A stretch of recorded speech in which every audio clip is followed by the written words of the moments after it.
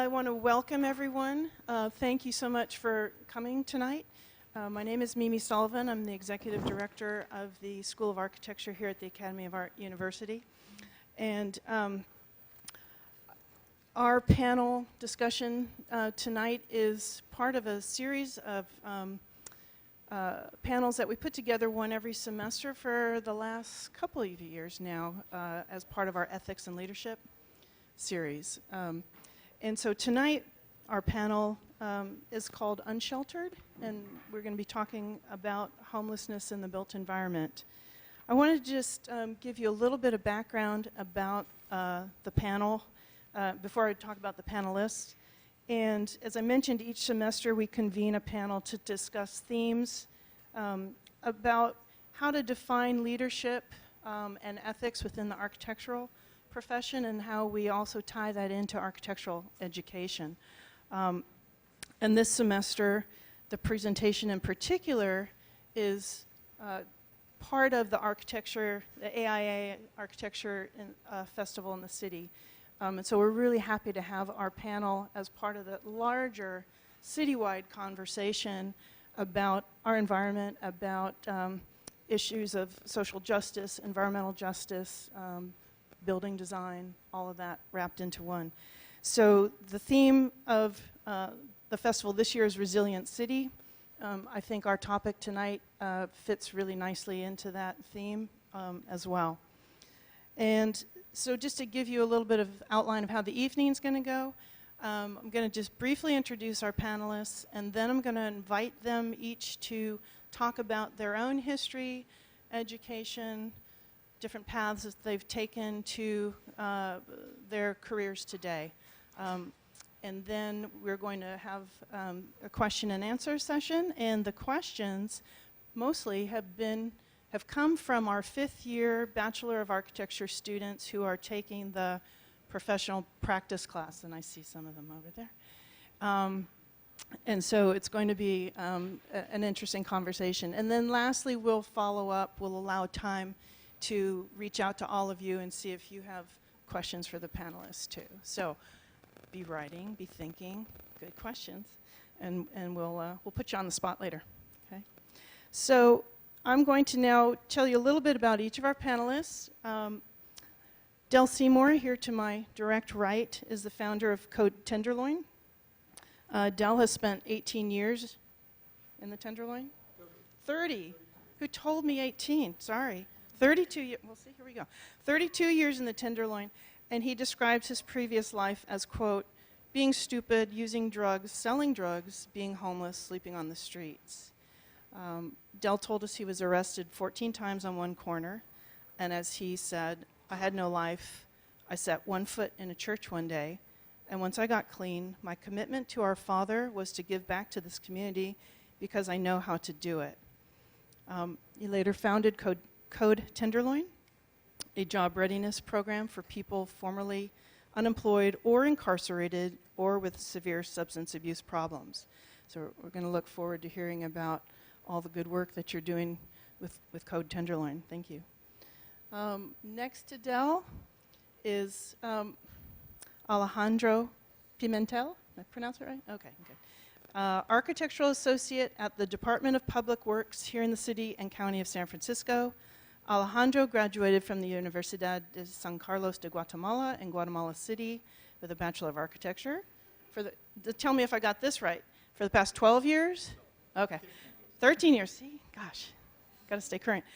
He has worked for the City of San Francisco Public Works in the Building Design and Construction Division, working on a wide range of public projects and facilities, from small public restrooms, community and recreational facilities, fire stations, health center facilities, and tonight I learned also the navigation centers.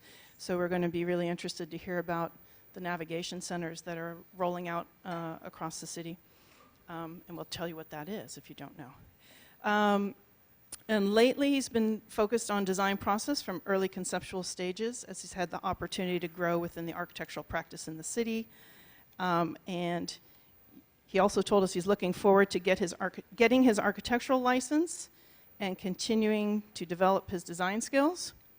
I know many of you are looking forward to getting your architectural license. Right? Okay. talk to Alejandro maybe after that and talk about his path. And in his free time, he enjoys tinkering and working with his hands, making artifacts and furniture out of discarded materials, also biking and playing the guitar. I like to see some of the furniture. Okay, great. Thank you. And then on my far right, Maryann Leshin, Chief Housing Officer, Community Housing Partnership. Now, Maryann has over 30 years of affordable housing and community development experience and success working with nonprofits, federal, local, and state governments, no easy task, foundations, and residents. Maryann's a seasoned professional with experience in leading teams, implementing complex initiatives, designing programs, maintaining accountability with stakeholders, also a very important aspect of what we do. And she has a long history of working in different facets as a project coordinator for the City of Emeryville Redevelopment Agency, where she was responsible for affordable housing programs, policies, and development of housing. Then her experience grew with roles as an associate director for development for Eden Housing, a nonprofit housing developer, program director for the Corporation for Supportive Housing. We're going to want to hear a fair bit about that and what supportive housing is, and as vice president at Enterprise Community Partners. So, wow. I'm in awe of all of you. Thank you for coming, and I'm going to turn it over to Del first to have you tell us about you.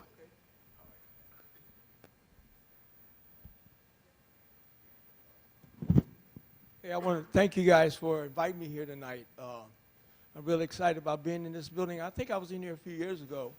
But, you know, one thing I just want to say to you is that I see a lot of people go and make speeches at these big universities and colleges and stuff, and they always get that honorary degree. So can I get one of them or something, you know, with a ribbon around my neck and all? We're going to work on that right now. Okay, good. Thank you. Thanks.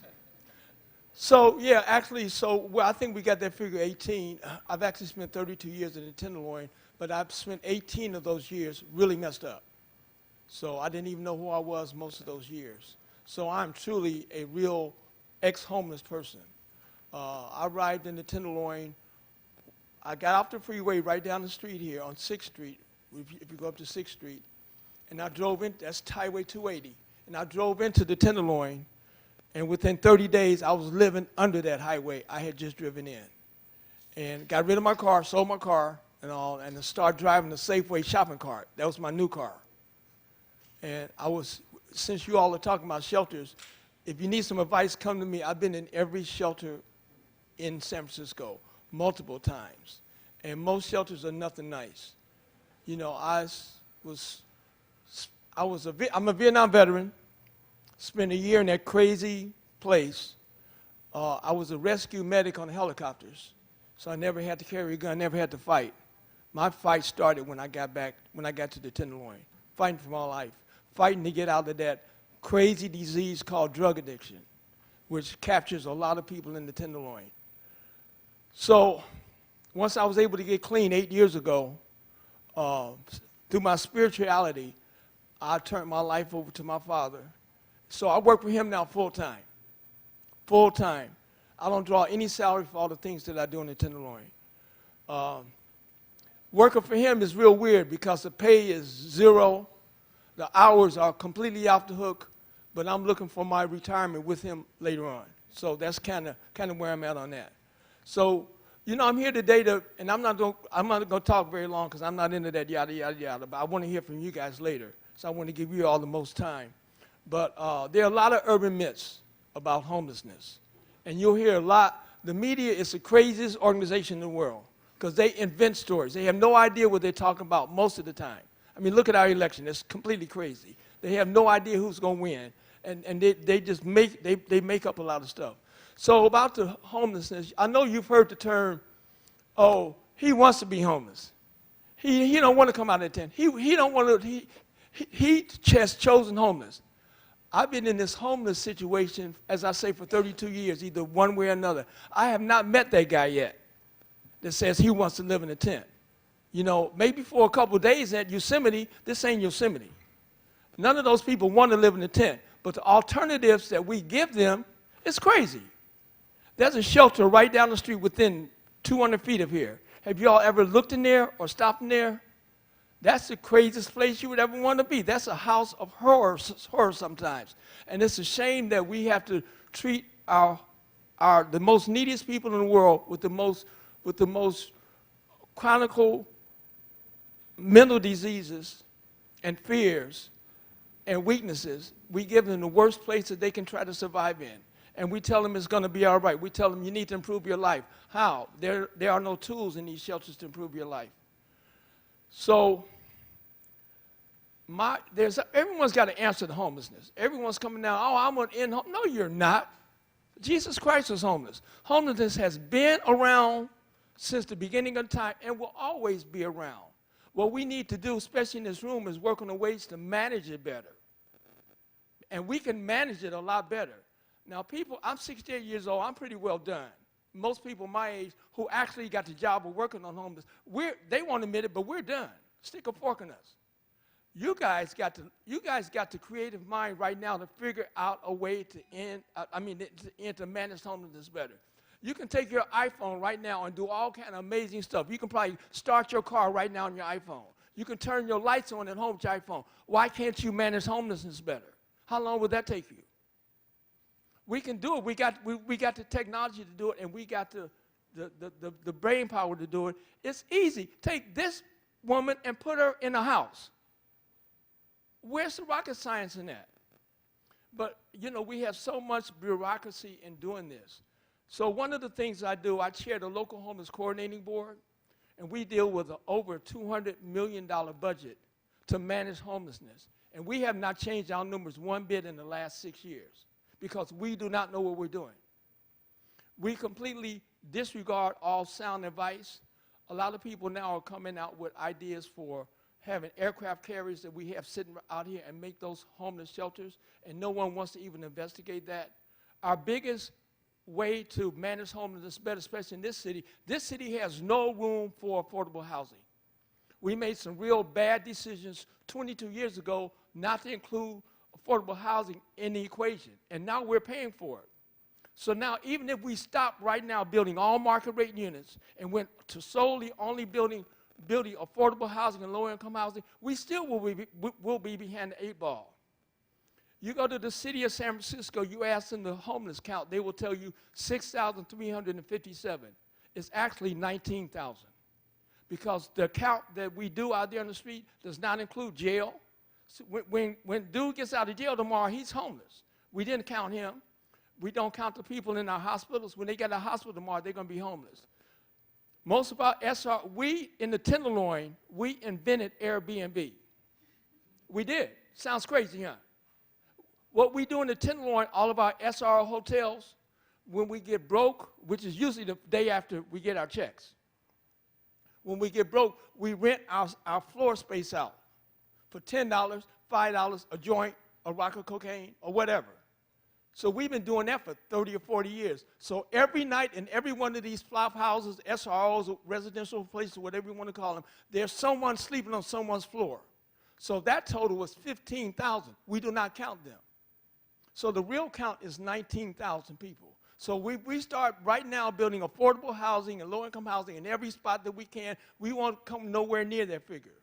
So what we need to do is start thinking outside the city. San Mateo County, Alameda County, Solano County, Napa County, Maryann, all of these places have places where we can build, but our city fathers will not. I'm not talking, you go to our mayor, I'm not talking to the mayor of Richmond. Our housing department, the San Francisco Housing Authority, will not talk to the Alameda Housing Authority. So no one wants to reciprocate agreements. So we're stuck with all those vacancies in Oakland, and we got nothing but people sleeping on the street here, looking like Yosemite. So we got to get younger people to make some legislation changes and get these people my age to start thinking right. These people making $300,000 or $400,000 a year, making stupid decisions, while people are sleeping on the street a block away from here. I get on the freeway. I live now in Fairfield, so I get on the freeway every night here at 5th and Bryan. I turn my head because I just can't look no more, man, especially when it's raining. 9, 10 o'clock at night, and there's a line of 50 people outside. I can't look at that no, because I used to be in that line. That's just crazy. We got these Salesforce and Twitter and all these people walking around, rolling around, but we got people sleeping on the street here. That's crazy. You know what? One of our homeless shelters downtown, you can go a block away and buy a Rolex watch for $1.7 million, 1 block away. And that's crazy. So I saw some of your designs upstairs, and I'm with you on most of those. But let me just give you my take on designing houses or shelters for the homeless. People ask me, people come to me all the time as the chairman of the local homeless coordinating board out of City Hall.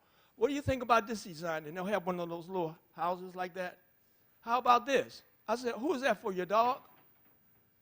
People ask me, how should I design a place for homeless people? Design it like your house. We want to live where you live. We have a right to the dignity to live where you live. Design a place that looks like your house, instead of designing these little porta potties and all of these things. That's just my take on it. I'm sure you got more creativity. And I'm sure because of the density, you can get more bang for your buck by designing this. But our homeless people need dignity. And whatever you're doing in your designs, include dignity in it. Now, my answer, and I'm yada, yada, yada already. I'm going to be out guaranteed 30 seconds. I'm like the preacher in the black church. Oh, we getting ready to end. He goes on for 2 more. You know what I'm talking about, my sister. And we getting ready to end. And I'm getting my coat ready. An hour later, and now we're really getting ready to end. I'm not going to do that. But my idea for managing homeless better, let me bring your income level up. If I can give you a job where you're making $6,000 a month, brother, I can house you tonight.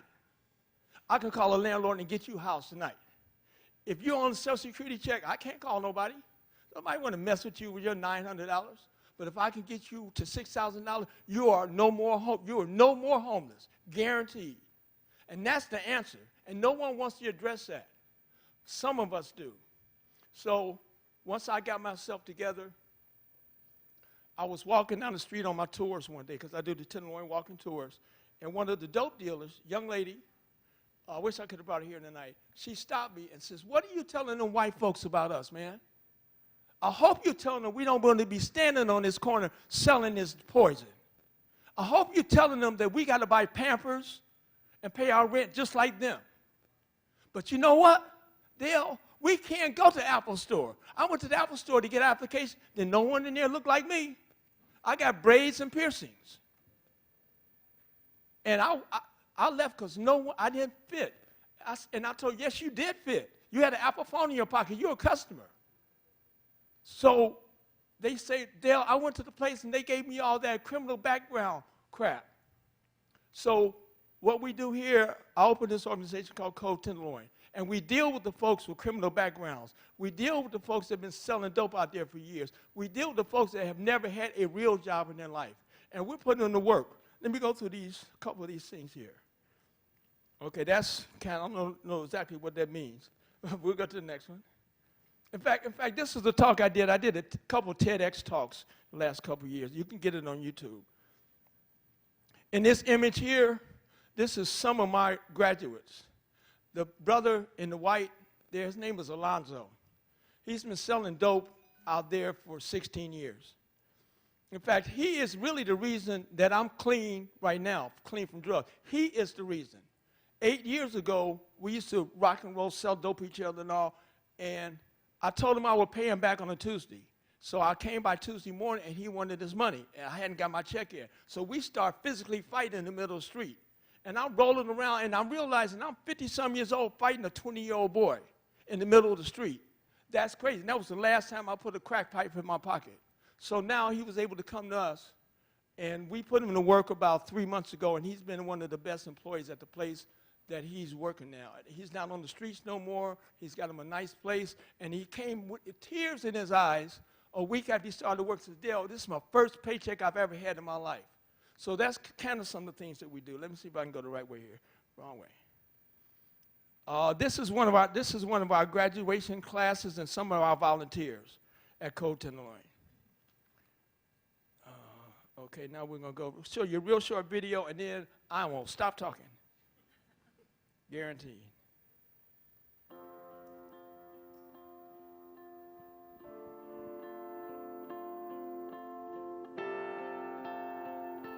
The next time that you cross Market Street, notice something.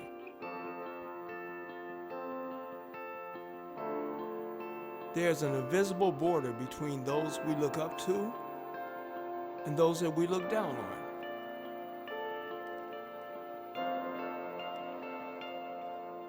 Crossing it takes much more than looking left, right, and then left again. At Cold Tenderloin, we're building a bridge from the less fortunate side of Market to the more fortunate one by teaching people how to use technology to write a better future. And even though taking the first step can be hard, with a little work and determination, a green light to a better life will eventually turn on.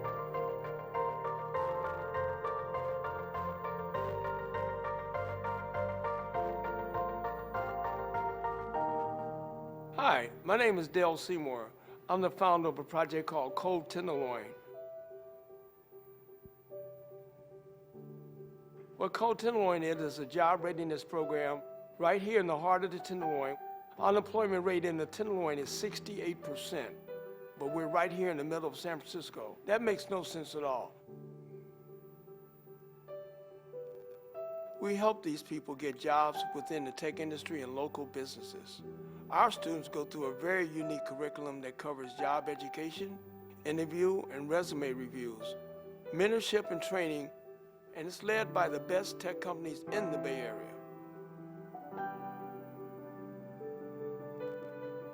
The $150,000 goal we hope to achieve will allow us to place many more Tenderloin residents in permanent, well-paying jobs. And sometimes when we have people come back in off a job interview and they walk in this door and they extend their hand to me and say, Dale, I got the job. Well, that smile that I have on my face, that's a $150,000 smile, if you know what I mean. So please support this idea by contributing to it and sharing this video with your friends and relatives. And I want to thank you so much for helping our folks in Tenderloin finally cross Market Street.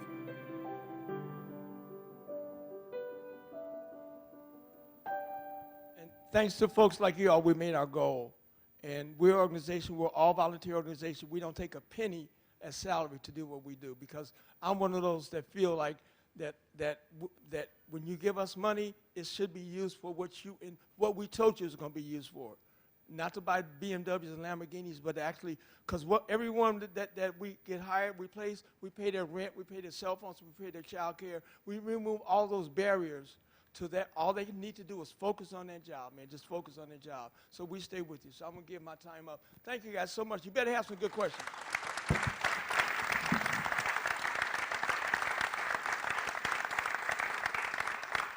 Thank you. Thank you, Del. That's great. Alejandro, we're going to ask you to tell us a little bit about your career path and what you're up to these days. Thank you. I cannot top that. It's amazing. Okay, so like I said, I'm from Guatemala, small country down next to Mexico. Came here 15 years ago. I graduated as an architect in my country, and I came here following pretty little lady, and I was fortunate enough to find a position with the city of San Francisco. I came as an intern, and then I kind of went up the scale, and I'm associated now, and I've been working, like I said, in a pretty wide range of public projects, and that kind of like has given me the opportunity to experience different range of design problems and within the city. And I have to say, we were talking previously, how difficult it is to be a public servant nowadays. I'm a public servant, and I know this sounds cliche, but we don't get too much of the recognition that other industries get. But we are firm believers that public service it's valuable in the city. City has an incredible amount of infrastructure, things that we don't see, things that are underground, and things that are really visual, really out there, like public parks, right-of-ways, institutions like libraries, police stations, fire stations, health centers, hospitals, and whatnot. So that is an invaluable resource for the community, for the city of San Francisco. So we're proud to say that we have contributed to that effort to bring public services to the citizens of San Francisco, and we consider ourselves as stewardships of the realm of the public realm of San Francisco. We're trying, we have different generations in our office, and we're trying to incorporate a more fresh idea of what the public service has to be. We're trying to be more efficient. I think there are a wide range of projects that we work are, they're really, really, we have become experts on going through all the bureaucratic process that the city and has, just going through DBI, going through Arts Commission, going to community meetings and whatnot. So we kind of like became experts of working with that. And we also have partnerships with the private sector. They're really successful, and they really have given us a lot of valuable experiences, and I think we are partners now with a lot of institutions in the private sector. This is me. This is what I do. Like I said, I mean, my experience and what I'm trying to share with you is I came pretty young here, so it's been a very enriching experience. The way that I kind of like approach the design, it's been by doing things. I'm a very hands-on kind of guy. I like I said, I like building stuff. I like construction. I like tinkering. I'm a DIYer. I do crafts. I came from, I was in the transition between the drafting by hand in pencils and rulers and whatnot to the AutoCAD. My first AutoCAD was AutoCAD 12. So in the way that I learned it, it was by actually sitting in front of a computer and making a lot of mistakes. And I think that's something that I really appreciate. Like when you're doing something, when you're working with your hands and you're actually jumping on projects, you learn by your mistakes, and that's incredibly valuable. I do appreciate, and I think it is valuable, the knowledge that we get by books and by formal education, but also it's incredibly valuable to go out there and ask contractors, architects, people who actually build things, you know, like go to Habitat for Humanity and actually get your hands on a piece of wood and get a nail, and because that gives you a sense of space and three-dimensional. You can actually have a context of what you're actually doing, and I gather inspiration from other medias, from music, from technology, from DIY, from different things. So I kind of like jump into building things, and that keeps my head spinning. It gives me a lot of problem solving thoughts, and you can apply that to the career. You can apply that to your design process, how things work, how things relate, agencies and whatnot. So that's kind of like what I do in a glimpse.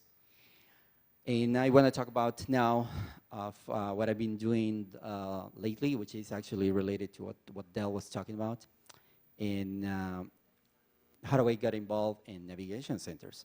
I'm going to talk first about the navigation centers. Switch.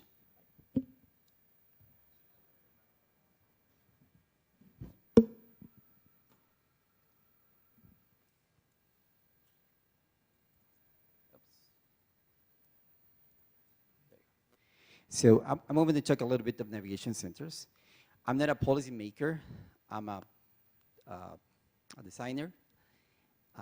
So a lot of this information is from the policymakers, from people who actually works in the fields with homelessness. I don't do that. That's my disclaimer. I don't have that knowledge. I don't have the experience that Dal has, and I don't have the experience that Maryann has. This is the infrastructure part of the homelessness issue in the city. So the Navigation Center is the brainchild of Bevan Dafty and Sam Dodge with the Mayor's Office for Housing.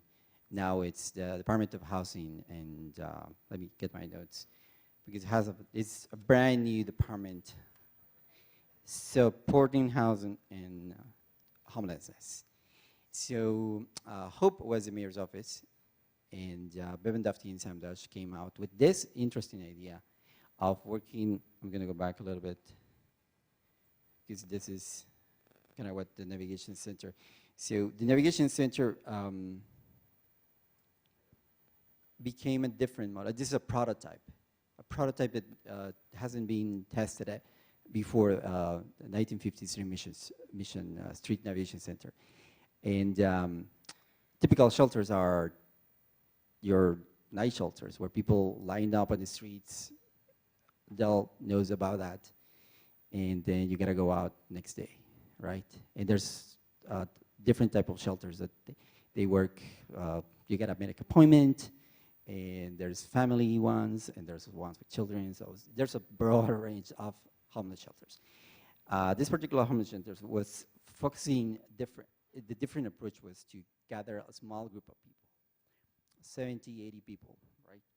And provide them with the basic needs, with a shelter and a roof, food, a shower, a restroom, a laundry space, and it became a reality in 1950 Mission Street Navigation Center. The different thing is that you can come here. You don't need you need an appointment, but you can come here, bring your belongings, bring your dog, bring your partner, and stay there until your case is resolved. So what the city did was gather, instead of making people go around the city looking for or going to their appointments for the different type of services that the city provides and other providers give to the homelessness, we gather in one spot. So you have case managers, you have mental health, you have job resources, and you have a case manager. And then you can stay there as long as you want. I think you can read. I'm not going to read this. You guys can take a look at it. But the average length is 51 days. So during that period of time, you're being taken care of. Yeah. And this is the target population as well. You guys can read that. So it was a very creative idea, and it's being used now. It's being replicated in Portland, Washington, Seattle. They have come here. They have come to Mission Street, and they have seen this prototype, and it's really interesting to see how efficient it has been. This is a great resource. You can take a look at how successful the rate of cases has been in the city. The 38% is permanent or temporary housing, so that's a great number. Homebound is basically you get a ticket. You're asked by the case manager if you want to go back to your home place, and if you say yes, they give you a ticket. They take you to the bus station, and there you go. So it has been very successful, and the not necessarily the most positive numbers are really low. So it's quite an interesting comparison, and so this is what we got when we first started. This was kind of like the programmatic idea of what we have to come up with, and there's an interaction with the community as well, because nobody likes homeless shelters. We're going to be realistic about that. I think communities are really reluctant to have homelessness. We know that, but part of this kind of creative idea of the navigation center was to actually engage the community and let them know what actually the navigation center is. This is not your typical in and out, people coming in, coming out, shelter. So it does become something different. It's actually really quiet, really tranquil, really relaxed. So this is how I got involved. This is what my boss gave me. Is like, do this. This is your program. So this is 1915 Mission Street, and so I have to go through all these things and just put them together, and then we come back with this. The 1950 Mission is an old school. It was being vacated by 20 years or so, and it's actually being redeveloped for housing, and it's going to be for, I think it's for teachers, and the redevelopment is for teachers and policemen. And that's on the works. But in the meantime, Public Works actually gathered the place, and this place is actually functional. We can use it. We can actually implement our program here.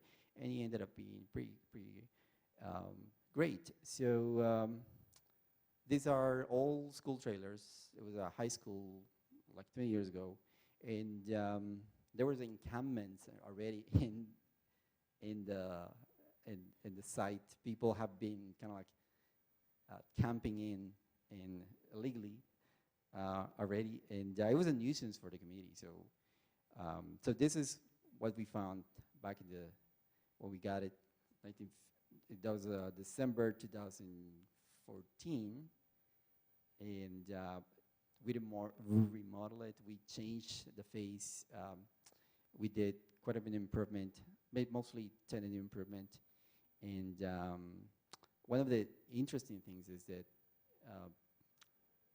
the way that we collaborate with different agencies within the city and outside the city was incredible. We put this together in 3 months, from December to March 31st. There's the mayor right there at the corner, and it was open and operational by April 1st. And it was an incredibly insane amount of work. We get donations from different city agencies. We get donations from San Francisco Design Center. And it was a really interesting effort to get this rolling. So, and even the CCA, Peter Anderson, I think it's the other side of the spectrum in the design schools, they collaborate, the students collaborate to build the main entry and whatnot. So it was a really interesting partnership, just getting this thing out of the ground and turning it into a really successful project. Successful enough to get legislation passed a few months ago by the board of supervisors to get 6 navigation centers around the city. So they came back to us, and we gathered a group of people. We're working now with the new Department of Housing and Homelessness, and we can create a task force where we go around the city. We're trying to scavenger for sites, for buildings, for spaces, and we were lucky enough to now have a second navigation center, which is on 12th Street in Market. And I'm sorry, I'm going to go back there. We find a really creative way to solve that issue of spaces by going to the duck patch, and we find a dead-end street that nobody's using, and it's shared by the municipal transit agency. And somebody says, hey, we should put the navigation center right here. You know, it's like we have the program, we have the resources. How do we make this happen? So we went there, we took a look, and the duck patch has a share of homelessness as well. Right below is Pier 80, which back in the Super Bowl 50 became kind of like a big shelter for 180 people in that space. It was a temporary shelter. Now they're moving it out. but it makes a lot of sense to actually use that space because of it's a great resource for the community. So we find that space right there, and we have gone through quite a lengthy process in terms of how do we utilize that space, and how do we, the city policies and the port policies, because this is port property, how do we can activate the space and actually become something usable. So we're going to bring all the utilities to the center. We're going to bring kind of like a modular, very temporary idea for a solution of buildings. Instead of just doing something physical, we're going to bring trailers, and we're going to fit it to be dormitories, showers, offices, and whatnot. So this is what we got. And using the same concept that we got in the first navigation center, we kind of like just create this space, which is basically a raised platform, and we're going to build around with trailers and whatnot, and has capacity for 70 people, and it's actually being approved by the port just a couple of days ago. So we're ready to go. We're actually just gathering contract documents to get this thing going, and it's happening. And these are some of the images that we work, and we have gone through a pretty lengthy process with the community. But the community, it's, like I said, communities are really, they want to be part of the solution, but they don't want necessarily be part of the solution in their neighborhood. They want other neighborhoods to take that toll. So, but they have received it. They have seen that this is a positive solution for homelessness, and we got approval from the community as well. We have like 10 different meetings with community members and different associations, neighborhood associations, merchant associations, and whatnot. So the idea behind the navigation center is also just not to provide sleeping quarters, offices for their case managers and whatnot, but also provide a space where they can actually gather and relax. It's like a village kind of concept. We have courtyards and whatnot, so people can actually just take a break. And why we're doing this is because, like Del was mentioning, it's really hard to be in the streets and trying to get to permanent housing. That's a process that's really lengthy, and you sometimes homelessness don't have clients, they don't have an ID, so they have to go to DMV, and you know how that goes, and they don't have transportation, and they don't have a job, or if they have a job, they don't have a place to sleep. It's not necessarily the best. When they have a space where they can actually just relax, it's changes mindset. Totally your mindset changes, so you don't have to worry about anything else but get your case taken care of. So we kind of like just created some spaces that are really nice and welcome and warm. And like Del says, why are not giving quality design to homelessness? Why are we just getting something out of the shelf and something that actually it's well thought out? I think that gives dignity to the people that is going to use these spaces. So this is the one on 25th Street on the Dog Patch, and of course we came up with ideas and some precedents to come up with our solutions, and this is kind of like what we're thinking. And we also came with solutions of how are we going to do this? Like, physically, how are we going to build this, right? So we thought about shipping containers that are very popular right now, modular buildings and whatnot, but the trailers came out to be a really interesting and ready solution because they take probably 3 months to get installed and whatnot, and utilities are right there. So I think by February, January next year, we're going to have our third navigation center.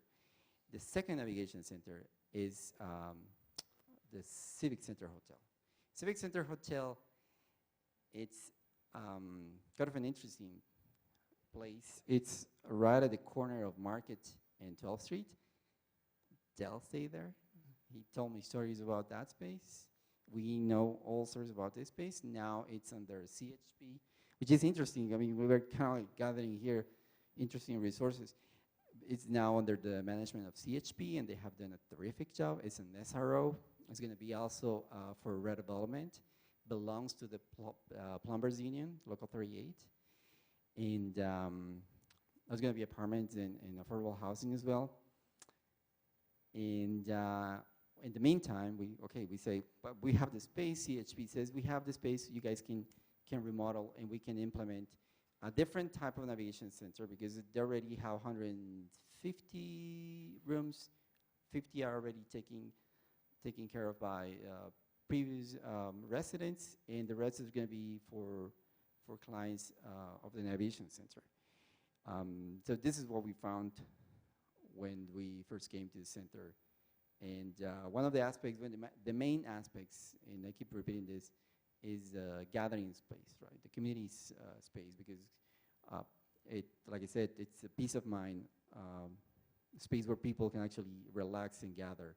So this is what we found.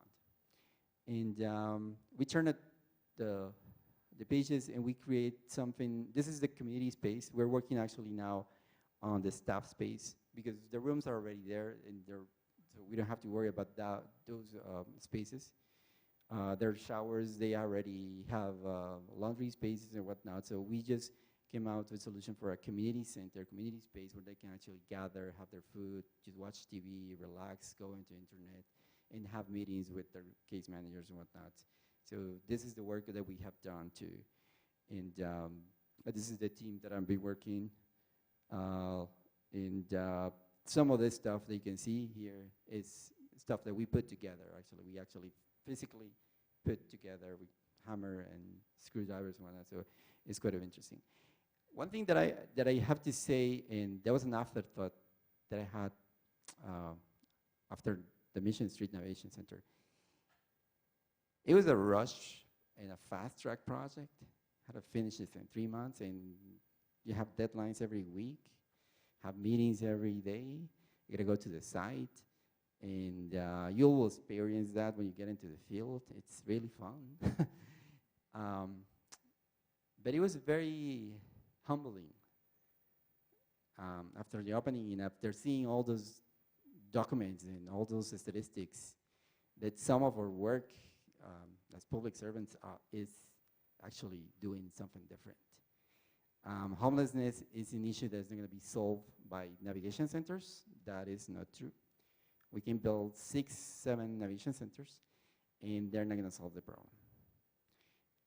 Homelessness is a local issue, it's a regional issue, it's a national issue. This is only a small aspect of the solution that we're trying to provide. The goal of the navigation centers is housing, permanent housing, because I think we agree in the homelessness industry or the homelessness field that permanent housing is actually the solution. So it was very humbling to see that our work has done something different and that we have done quality of work, we have done good design, and we're being part of the solution, not part of the problem. And with that, I think I'll wrap it up. And Maryann's going to talk about the housing part of the issue. Okay, thank you.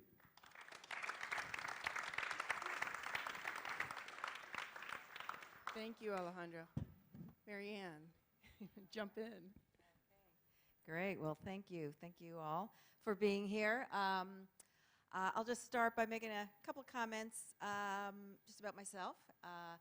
I've been working in the field of affordable housing and community development, as well as organizing for over 35 years. And I actually started off in the world as a fine arts major in college, and quickly was just tugged by my interest in politics and social movements, and which is what we called it then, and social justice, which we didn't call it then. Found myself gravitating to community, working at a community-based level, and working in low-income communities in a variety of ways, including community organizing, did a stint union organizing, and then eventually worked my way into local government, where I worked at the city of Emeryville at a time when it was transitioning from being kind of a backwater cowboy town of a lot of dirty sites and whatnot, and with some local leadership at the political and staff level, we began developing affordable housing, one development after the other, and it was just a phenomenal time. This was pre-IKEA. So that's where I kind of cut my teeth and learned technical skills, learned how to use Excel, how to crunch numbers, which as a, fine arts major sort of mindset was a little bit of a struggle. And as a woman, being told by my mother, you don't need to know math, that kind of thing. But worked my way through that and began sort of learning how to go about the business of creating housing that's affordable to people for whom the market does not provide. And that's, to me, been my sort of benchmark, is that, in a perfect world and in other parts of the globe, the market takes care of people. In this country where we live, the market does not take care of people, of everybody. And that's where government comes in. And so having kind of my first job in local government, like Alejandro is describing, as a public servant, it's just an awesome experience. From there, I moved into the nonprofit sector, working for Eden Housing, which is kind of your bread and butter of, nonprofit affordable housing developer, not focused on homelessness per se, but creating housing opportunities largely in the East Bay and the Central Valley, and really hone my skills to understand, how to put deals together. And I can tell you, it's kind of close to rocket science. It's really, really complicated. And architects are like, sort of the core member of the team, kind of the heart members of the team for me when I did it. I've worked with some fantastic architects like Mike Piatak, Van Meter Williams Pollock, and others. And, I just have to say, then there are also people that I intersected with in other ways. Mike I met in a rent control campaign in 1980 in Oakland, which we lost. The folks from Van Meter Williams Pollock always were sitting on the nonprofit boards, the East Bay housing organizations and MPH and whatnot. So, architects, were not only at the table doing the design and the construction management, but from my experience, were really part of the ecosystem for affordable housing.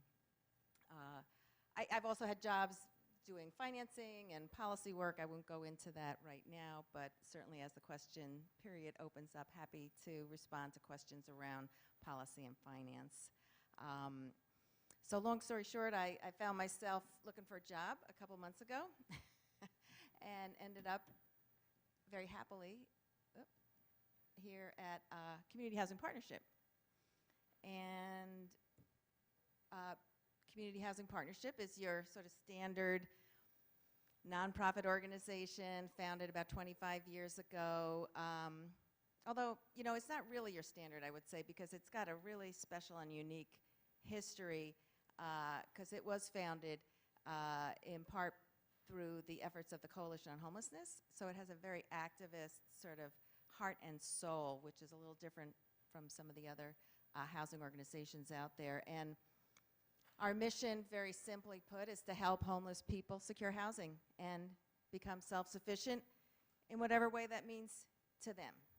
So it's non-judgmental, and it's looking to create that platform through housing to gain a foothold and reach one's potential. So our model is creating housing.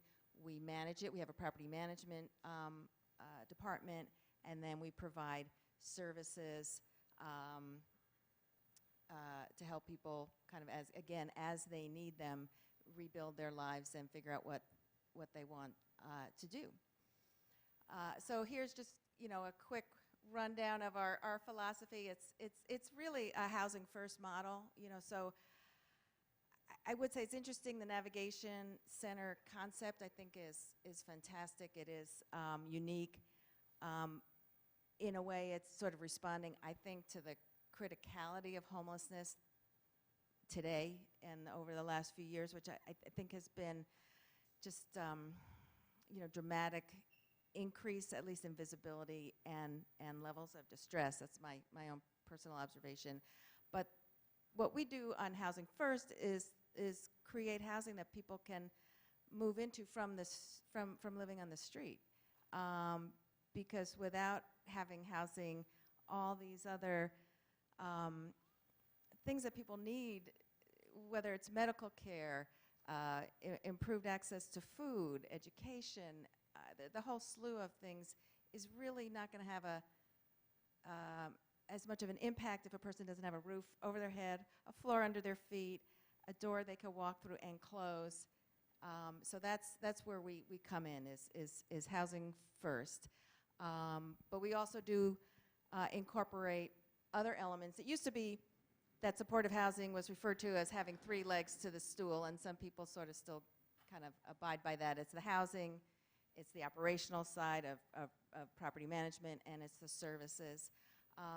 At CHP, we actually have 4 legs, which I guess makes it a chair, so I don't know, which includes advocacy and community leadership. So I'm kind of jumping here, but we've got the housing, the engagement and direction and employment, which is kind of the services piece, and then advocacy and community leadership. We have a department that's called Community Organizing and Resident Engagement, and again, this is based on our history and our roots as a community-based organizing organization. So we see it as a part of our mission to be out there talking to the electeds, to decision makers, to the community about the importance of providing funding, of providing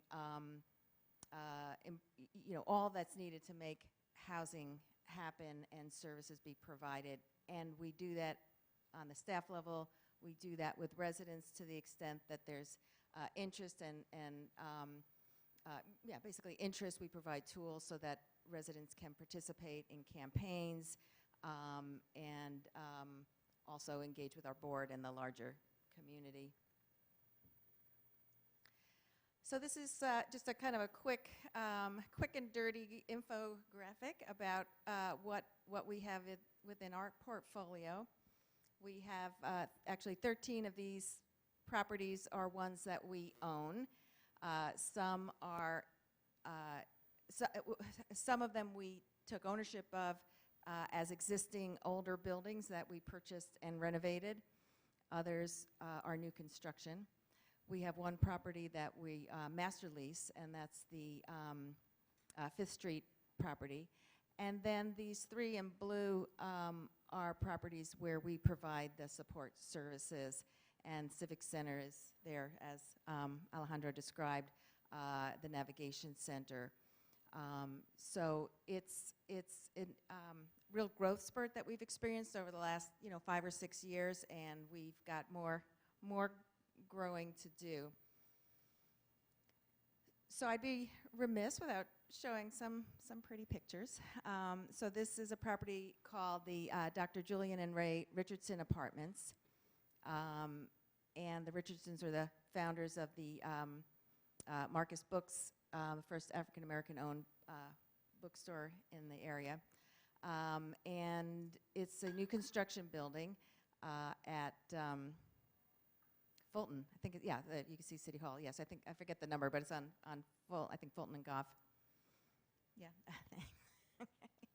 And this was designed by David Baker, who some of you may be familiar with, and just gonna, kind of be a little repetitive here, but I think it's a really important theme. Is it's very lovely housing. It's housing that is respectful for the people who are going to be living there. It's really, just like any other kind of new development that one would build.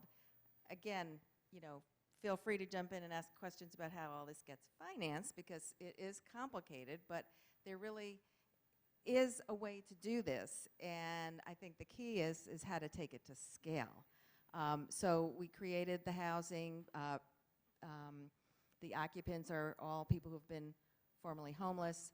We have 24/7 desk clerk. We have full property management staff with maintenance crew. We just did a walkthrough recently with Supervisor Breed. It's just so much fun to be able to show folks what it looks like. We went into a vacant unit. It's got beautiful common areas. You could see the picture on your left is the courtyard. You know, I think some of the design features, I just jotted down a few notes, and some of them have been mentioned, but I think, again, it's housing. It's housing that, you know, anybody would want to live in. We do pay attention to issues around security because we do have 24/7 desk clerks. We want to make sure that access is secure and people feel safe. So issues like lighting, access, common areas are very important during the design process. And when I was at Corporation for Supportive Housing, one of the things we used to advise groups, and we do at CHP, is to talk to people not only in the community, but people who will be potential occupants about what kinds of design features are important to them. But we also pay close attention to finishes. You know, there is a lot of wear and tear in these buildings, and the ability to maintain them in a cost-efficient way over time is a big consideration, as well as we do design on interior units and throughout. Lastly, I'd say, you know, things like built-ins are important.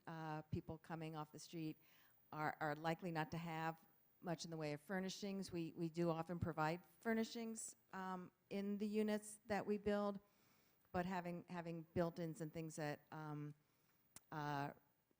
really can be maintained over time are, you know, we found to be quite successful. So those are my prepared remarks, and I think we're ready for questions. Yeah? Super, thank you.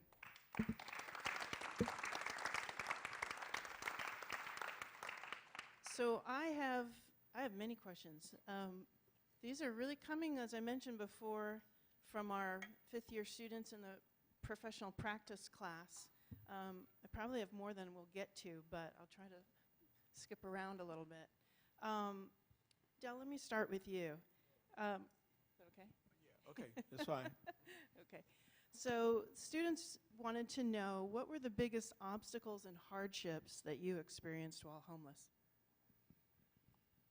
I guess the biggest obstacle, of course, is taking a shower, something that you take for granted out here. We got very limited places to take showers. I don't know why.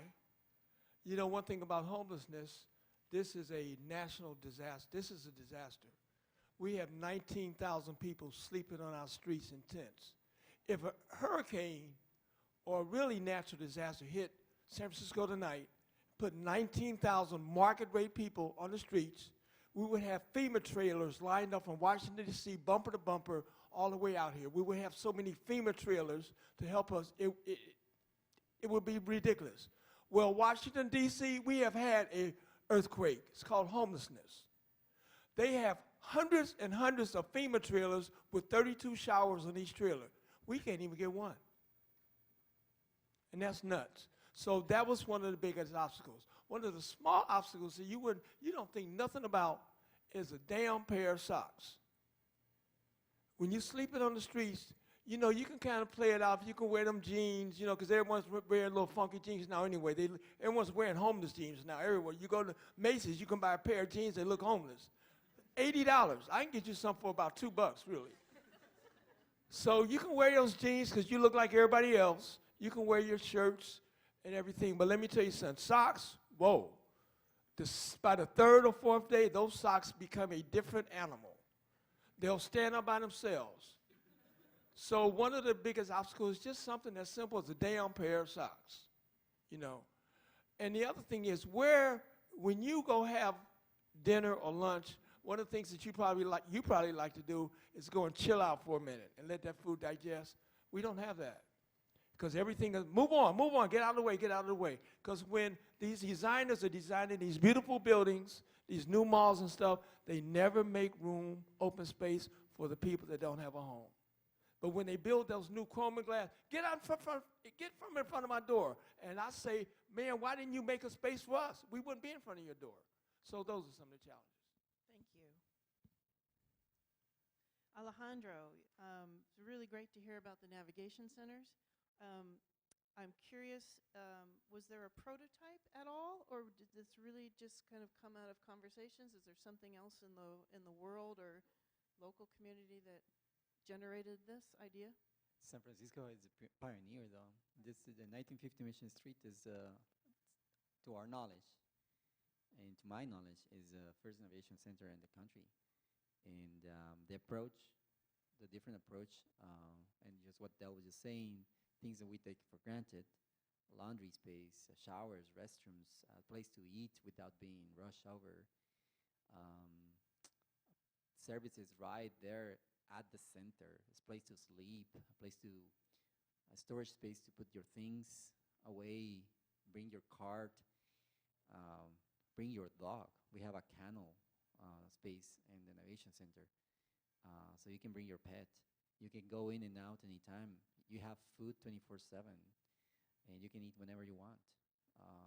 Those ideas are Navigation Center ideas. Those are things that we are actually, I mean, no, not me, I'm going to take that. But the city has kind of be the front runner of this. This is a prototype, yeah. Just along those lines, because you've got two that people are utilizing now, are you getting feedback, and are there lessons that are being learned from those first two that are translating into any of the ideas for future ones? They both are different because we have different buildings. I think the most successful one is 1950 because you have a court open yard where people can just get peace of mind, right? We just chill, have your food, go out, and relax. That has been very positive. And so we know that works, that kind of the courtyard, central courtyard space, and space to relax. And it's fundamental, peace of mind, right? And of course, all the services the center provides, like showers and whatnot, those are fundamental. So we knew that when we got CHP Civic Center, which is basically it's a hotel, it's an SRO, and we have the rooms already. So, but there was no space for an open courtyard. Idea was to close down Stevenson Street, the alley, because it actually is a nuisance because a lot of encampments and whatnot, and use that as a small parklet or do something like a small idea. And the owner of the facility, the center, didn't like that idea. So we got the creation of the community space was fundamental because that's a space where people can come down from their rooms, have food all the time. There's always staffed, and they can just relax and have their own space. And it's protected from the environment. As you've seen, it's pretty nice. It looks really nice. So that's kind of like one of the things that we brought from the Navigation Center. And the third one, the one on the dog patch, is kind of like just replicating those same ideas, right? So you have dormitories in one space, you have showers, restaurants, and that, but the courtyard is fundamental for this time. Something that I want to say is that this is just a temporary thing. It's not going to be more than 3 years for any navigation center because the idea is to solve the issues. And people just move out and go to permanent housing. So that's the goal, yeah. Great, thank you. Maryann, does the nonprofit nature of providing for homeless people present obstacles? And is there any benefit or possibility for private sector partnerships? I don't see any obstacles from nonprofits. I think it's a perfect match because a nonprofit purpose is a charitable one, meaning that all the resources that are raised are required to be put back into the mission of the organization. And so it is absolutely the perfect match. I think the partnership with the private sector is absolutely one that is welcomed, as well as with the public sector. As I think San Francisco is probably best in class in terms of that kind of partnership. From the private sector side, I think it's things like certainly money. All of this stuff costs money because, again, it's not a market-based approach. But I also think that the kind of skills that the private sector possesses in terms of technology, design, innovation, would be great to pull into this kind of work. To be honest, I don't see that terribly often, but we're always open to having those kinds of conversations. I think things like donations of land and buildings are fantastic, and I think you see some of that in San Francisco again, much more than you do in other communities. So those are a few ideas on that. Great, thank you. Del, back to you. When you were homeless, did you feel part of a community? Why or why not? Well, when I was homeless, or when I was among the homeless, I realized, whether it's true or not, actually it was true, that I looked a little different and I smelled a whole bunch different. So, you start getting complexes. I was out drugging all night, but I was like the werewolf. When those business people that looked like him would start going to work in the morning, I disappeared. Because I got 2 college degrees, and I could have been him. But I had that complex. I couldn't let people like him see me, because I should have been walking right behind him on the way to work, and I knew that. And I'm here stumbling, tweaking, looking on the ground for a rock, where I should have been on the way to work. So, yeah, I felt a lot different. I definitely did not feel part of my community. And one of the ways, as I was getting out of homelessness and getting out of my addiction, I joined David Chu, who's now in Assembly in Sacramento, and I worked on his panel as one of his campaign managers when he was running for supervisor. So I wound up working on 4 of his campaigns, and that made me feel more part of the community than anything.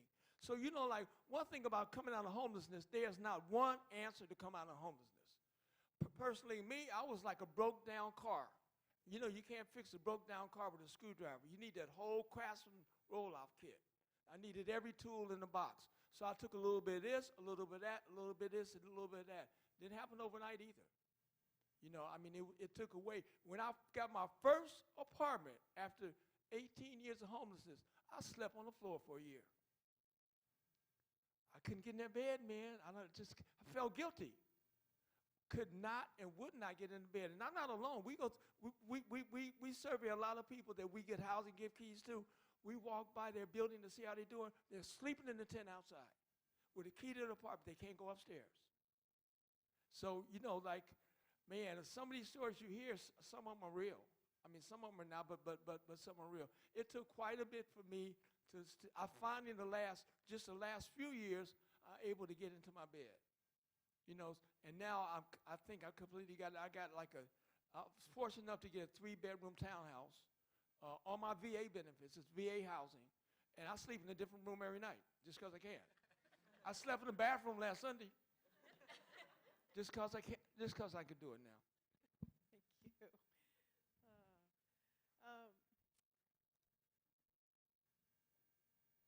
So Alejandro, you mentioned two things that are sort of related to how DPW is working with other city agencies. One is how are you working with the Department of Homelessness and Supportive Housing? Mm-hmm. And so it'd be interesting to hear about any new city policies or initiatives that are coming out of those conversations. And also, it's amazing to me to think about a project like the Navigation Center happening in 3 months. Now, how does that Mm. happen Wow. when our normal projects will take years? That's There's political will, right? that's a good question, though. The first question was the policy making, in the collaboration with city entities.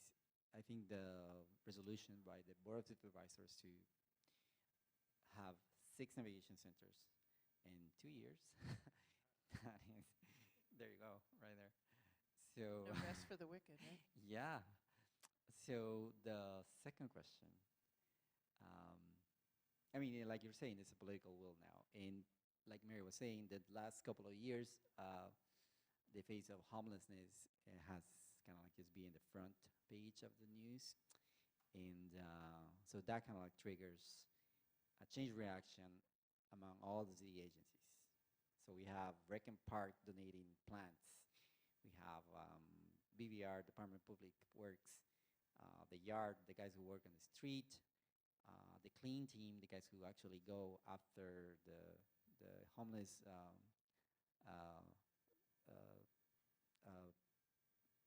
services providers to talk to the encampments, cleaning out the encampments and whatnot, and the police and different agencies. So the 3-month schedule was really tight. I don't know, the people who works in construction, it's a really crazy schedule.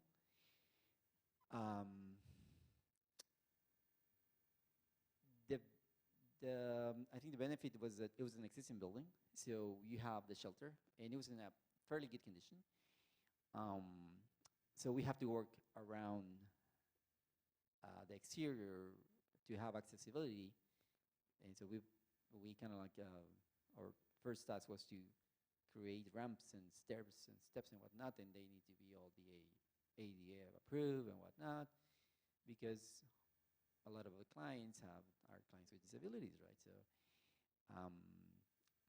but the political will and direction from above kind of like trickles down, and everybody gets on their feet, and it's like, we gotta get it done. So that's what we did.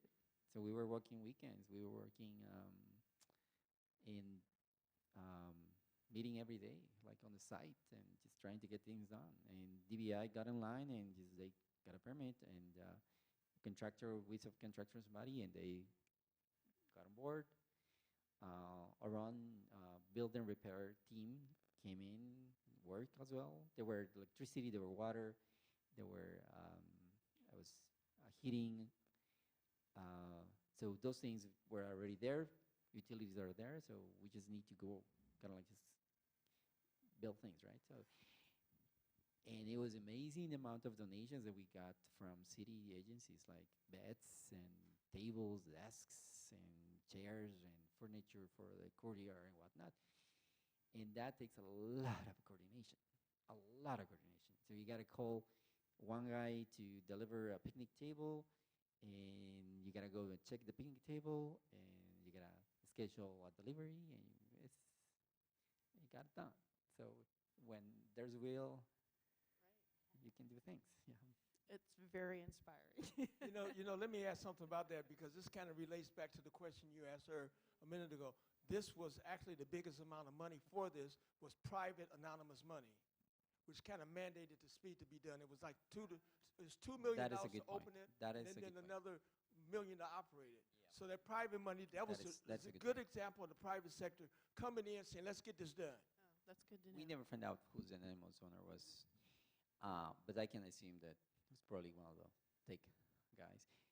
One thing that I got to mention is that the partnership with nonprofit organizations, Episcopal Charities, is actually running the navigation center on Mission Street. So that has proven fantastic and very successful partnership with the city and nonprofit organizations. Yeah. That's great. And CHP as well for the second one. Yeah. Thank you. Maryann, from CHP's point of view, or maybe even other housing developers that you've worked with in the past, is there a preference for new housing units being built over or versus smaller investments, maybe in larger set of existing facilities? Is there any difference in the way you look at that with resource allocation? Could you say that again, like the difference between new construction versus acquiring existing housing? And were you suggesting that the cost of acquiring existing housing costs less? Does it? Does it not? Does it make any difference at all? Yeah, no, it's a great question, and I think groups are generally open to all of the above. It's finding the right site at the right price at the right time. It is a bit of a calculus kind of a situation. I would say in terms of acquiring existing buildings, my experience has been it costs a lot of money generally to buy an existing building at a price point that works for the kind of financing that we work with. Usually needs a lot of work, and the behind the walls kind of stuff, it just can get pricey to do it right. There's certainly cases where you can go in and buy an existing building that's deteriorated and not give it the all that it needs, but you pay for it in the long run. You pay for it in maintenance and repairs, and then having to recapitalize it multiple times, and then your funders get cross because you're like, well, why did you come back to us? So getting it done right the first time is pricey and can sometimes be as expensive, if not more, than new construction. It sounds like it might be a bigger can of worms because of what you don't know you're going to find, potentially. Yeah. No, I mean, I've seen it. I've seen an ACT rehab almost take an organization down. But on the other hand, CHP owns, several existing properties where we're in the place right now where we're about to recapitalize. There's a new HUD funding program called RAD, rental assistance demonstration, and it's going to allow us to bring, increased rents into the building that will enable us to refinance them and bring new capital into the buildings and actually give them a nice makeover. But we manage. We do the best we can with what's out there, and sometimes you can get units online more quickly that way. I mean, Right. that's one of the Right. considerations. Right. Yeah. Makes sense. And and also finding empty sites more and more harder to do. Right, in San Francisco in particular, but, there's, like I said, the calculus involves, cost, timing, and then also neighborhood resistance, as a factor. That's timing, too. Right, because it plays into timing and cost. Right. All of the above. Great, thank you. Del, can you talk a little bit about, we understand that you're a tour guide, give walking tours in the Tenderloin. I myself have taken it. Can you tell us how you think or hope or see it affecting change in the Tenderloin in a positive way? Well, my tours of the Tenderloin is kind of, my goal for the Tenderloin walking tours is to get you all to not avoid the Tenderloin. I want to get you all to walk down Taylor Street instead of going around Powell Street, which you all do. If you're going to North Beach or Lower Nob Hill, you go around Powell Street. And sometimes that might be a good idea. But generally, I want to get you to not avoid the Tenderloin. I want you to get to understanding what my people are in the Tenderloin. They're unfortunate people. But you know what? They're your cousins. They're your brothers. They're your sisters. They're your moms. If I took this whole room to the Tenderloin, I guarantee there's someone in this room who's got a cousin we'll walk by. I had a girl on the tour one day, and we went in one of our tour spots, and she ran out of that spot in tears. And I thought it was just too much because it was a center for homelessness. I thought it was just too much to her to see the amount of homeless people in there. And I grabbed her. I said, "You'll be okay. I know it was probably too much." She says, "No, my mom is in there. We haven't seen my mom in 7 years, and my mom is in there." So you never know who's down there. But these are just people, man, just going through it. So I want you to get a complete understanding. Yeah, we have drugs in the Tenderloin. So does the White House. Yeah, we have prostitution in the Tenderloin. So does the Oakland Police Department. So, yeah, we have things maybe in a little more denser scale because we're a more dense community. But there's drugs on your block. There's foolishness on your block. There's crime on your block. I'm worried about my car in the alley right now, right behind here. So there's crime everywhere. So we're no different than any other community. One thing I can say about our community, we are a very loving, very close community. And as these folks here that went out with me yesterday, and as you can say, we know everyone in the Tenderloin. Everyone knows everybody. And they know passing by waving is, hey, what's up, Bo? What's up, John? What's up, Sue? How you doing? How's your mama? We are a very small community. You know why? Where you got a AAA card in your pocket, and if your car breaks down, you call AAA. In the Tenderloin, if our car breaks down, we call John. Hey, man, come help me push my car. If I need a cigarette, I don't smoke, but if I were to need a cigarette, I don't have no money, I can't go to the store, I'll go to Bill. Hey, Bill, can I get a cigarette? And I better know his name, I'm going to get a cigarette from him. If I need to get someone to push my wheelchair, I can't go to say, hey, dude, can you push my wheelchair? I got to go say, hey, Lionel, can you push my wheelchair? So where you're on your block, and I know how you do on your block, you got a neighbor down, hey, you don't know his name. Why are you even waving at him? You don't know his name. We know each other's name because we may need Lionel tomorrow, so we better know his name. So it's a very loving community. We look out for each other. We don't need monitors for our kids. Man, I wish you would come to Tenderloin to try to look crooked at one of our kids. We will beat you down so far, you won't need the police. So we handle our community. It's a very loving, very tight community. I just want you all to know that. But we really welcome anyone that wants to come down. We got some nice restaurants. We got some little crazy bars. But we got, don't avoid it, man. Don't avoid it. Thank you. I highly encourage everyone to take the walking tour, too. I do want to make sure we have time to open up to questions from our audience. I'm going to change gears a little bit and see if there are questions. And I still have plenty of questions to ask if anybody's too shy. So, Jen, do we have a microphone going around out there? Okay. And I know we have students and professionals in the crowd, so please, everybody, feel free. Hello. Okay, thank you so much, all of you, for the beautiful information. I guess my question is more towards Maryann and Alejandro in this situation. I've got plenty of questions for you that later.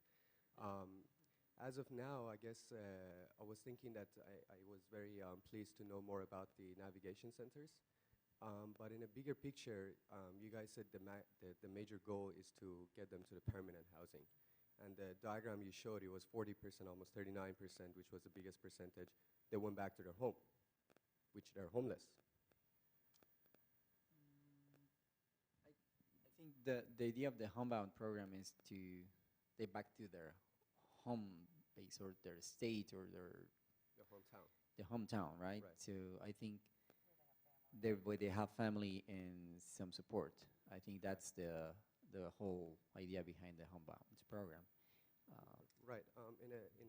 Continuing that, I was basically kind of curious to know what is a bigger plan, what is a master plan, because how Del was kind of saying about the quote Tenderloin, there is a system that they basically learn how to do jobs, they get back to the community, and then there is this, I guess you could call it the sustainable cycle that could kind of, they could work, they could get the money, they could pay their rent. Yeah. How is that master plan in the navigation system, navigation housing? The navigation center doesn't try to address that directly. What it tries to address is the homeless issue. So we kind of like the gathering of resources to go to the work that Maryann is doing, the permanent housing. So that's kind of, or we're kind of just that transition. Beyond that, supportive housing or permanent housing, to be honest, I don't have that knowledge. That's something that is far beyond my knowledge, so I cannot comment on that. Probably Maryann can follow up on that. Yeah, I think one of the, a key indicator of the city's master plan, and I don't have the numbers sort of at my fingertips, but the recent success of Measure A last year, I guess it was last year, or earlier this year, for $310 million housing bond. Came with it a projection of the kinds of housing that needs to get built in terms of numbers and types of housing. And so the $310 million was divided into various sort of subsets. There's some that was reserved for the Mission District, some for home ownership, for teachers and first responders, and then some for low-income rental that includes supportive housing. So, I would say the city really has stepped up to the plate to try to come up with the resources, because the housing cannot be built without that kind of a capital infusion that then gets braided together with other sources of funding. But that's, looking to how that measure was crafted and the numbers behind it will kind of give you a sense of the plan. Will it meet all of the needs that are out there? I don't think so, but it'll go a good long way.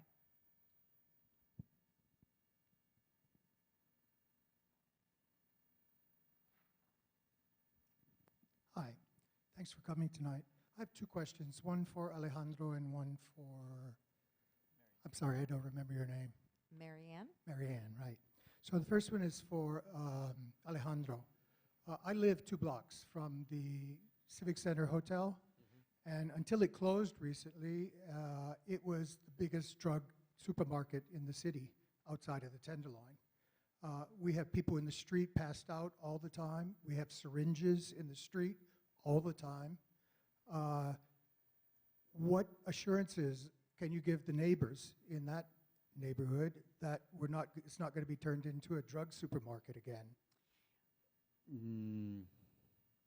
I think that's more of a question for CHP, but Well, we've talked to the yeah, no, police, I they said no, understand. they can't do anything I about think it. that the thing is, to my knowledge, and remember, I'm just in the infrastructure part of the homeless issue, not in the policy making or the management of the sites. My understanding is the CHP took over like a year or 2 years ago over a different management that it was it was very well managed, sort of that. And so CHP has changed quite a bit of the face of what's Civic Center right now, the Civic Center Hotel. I cannot assure you what's going to happen next. I think so far the corner of Stevenson Street and 12th Street has changed dramatically. It's being activated. That was our idea, just to make that corner more prominent, and so people won't encourage people to engage in illegal activities. We're doing the second phase on the corner of 12th Street and Market, which is now being remodeled, and we're trying to do the same thing. And from our point of view, the activation of spaces, or urban spaces and physical spaces, is fundamental. Bringing light, bringing different finishes, bringing remodel the space, that put eyes on the street, and that we think prevent some of the illegal activities. And I think the management the CHP is doing right now with the hotel is being dramatically different than a couple of years ago. So that's what I can tell you from our point of view, and probably Maryann can chip in a little bit more of the management part. Just to add to that, it is 24/7 coverage. I cannot tell you that overnight there will be a complete pivot from one circumstance to another. I can tell you that through the kinds of staffing that we have, we are going to be working to make sure that the folks that are living there are well cared for, that they have the services that they desire. We can't make people do certain things or not do certain things, but we can have a tremendous positive influence, which we believe we've had in all of our other buildings where we do property management and services. So we're always open ears to the community, so anything you want to share with me, either now or offline, we absolutely want to hear that, because we're doing the best we can with the resources that we have, but the community is part of our partnership. So if there's something we're not seeing or not understanding, we want to hear it. No, I think we understand in the neighborhood. The police will do nothing about it. They say they can't because the supervisors don't want them to do anything. So we've got syringes all over our streets. I walk my dog twice a day. I've got to pull him away from syringes in the street. And that's right where that hotel is. My other question is for you, Maryann, and the building, the new building on the corner of Gough and Fulton, how many units does it have? I believe I heard 50 or something like that. It's 120. 120, great. I'm wondering, are the people that you put in there, are they required to get job training or get a job and eventually start paying rent? Or are they given free living space for as long as they want it?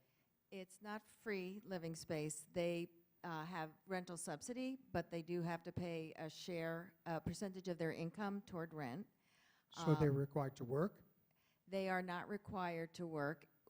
It is independent housing, just like any of us live in. You know, there are people living in market rate housing that don't work, that may have a variety of issues. We provide services and we encourage people to do what they can to reach the potential for themselves that they want to reach. So it's a respectful approach to providing services and opportunity. But, you know, again, we can't force people to do, just like in market rate housing, a landlord wouldn't be able to force a tenant to do. Right. So do they continue to get subsidized housing if they choose not to get work training or get a job? That is right. They can continue to maintain that subsidy. It is not a requirement that they have to work. Mm-hmm. Let me ask something, sir.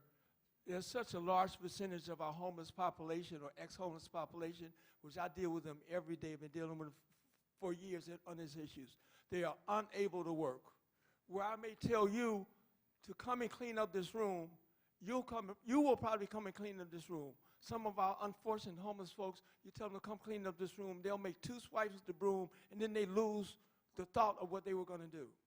The many years of using drugs, the many years of being beaten in the head, the many years of being physically abused by your husband or your wife, the many years of being in Vietnam going crazy, the many years of drinking that strong drink. There's so many causes that people will never be able to work. So what I do, I tell you all, thank God that you have the ability, that you got your mind halfway right, that most of y'all can go to work. But a lot of our people will never be able to go to work. And what do we do with them? Throw them away? You know, I think one of them presidents, Lincoln or Washington, they kind of ended slavery, so we don't have to require people to go to work if they cannot work. And our moral obligation is to take care of them. They're our brother and our sister. It's to take care of them.